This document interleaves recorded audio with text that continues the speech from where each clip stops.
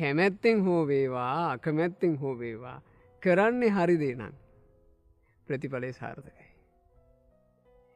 එනිසා මේකේ තියෙන්නේ කැමැත්තේ අකමැත්තේ කතාවක් නෙමෙයි. තෝරගන්න පාර හරිද වැරදිද කියන එක. ආසාවෙන් වුණත් යන්නේ භයානක පාරක නම් ඒ භයානක වදුරු හැම එකකටම මුහුණ දෙන්න වෙනවනේ. අකමැත්තෙන් වුණත් යන්නේ හරි පාරක නම් ඒ හරි පාරෙන් හරි තැනට යන්න ලැබෙනවනේ.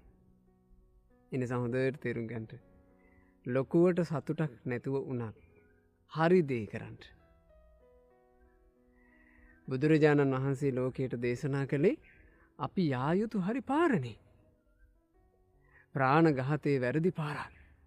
ඒක අත්හැරලා ප්‍රාණඝාතයෙන් වැළකීම කියන හරි පාරේ යන්න. හොරකම වැරදි පාරක්. ඒක අත්හැරලා හොරකමින් වැළකීම කියන හරි පාරේ යන්න. සල්ලාලකම වැරදි කාමසේවනය ඒක වැරදි පාරක්.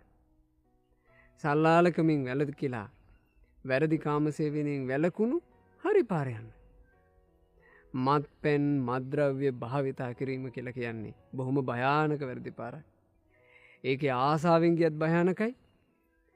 ඒකේ අකමැත්තෙන් ගියත් භයානකයි. ඒ නිසා ඒ පාර අත්හැරලා මත්පැන් මත්ද්‍රව්‍ය වලින් වැළකීම කියන හරි පාරේ යන්න. අකමැත්තෙන් වුණත් කමන්නේ. කැමැත්තෙන් වුණත් කමන්නේ. හරි පාරේ යන්න. බොරුවෙන් වැළකීලා බොරු කීමෙන් වැළකීම නම් වූ හරි පාරේ යන්න.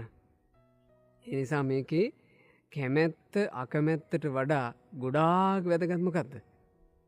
අපි තෝරගත්ත පාර හරිද වැරදිද කියන කාරණාවයි.